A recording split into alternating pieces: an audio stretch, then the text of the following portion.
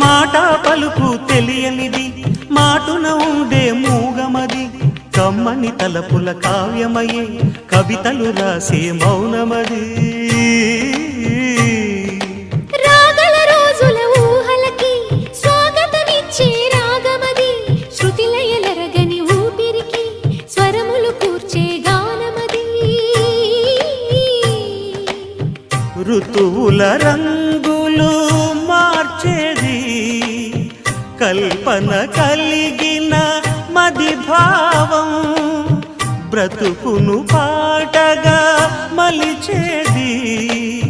మనసున కదిలిన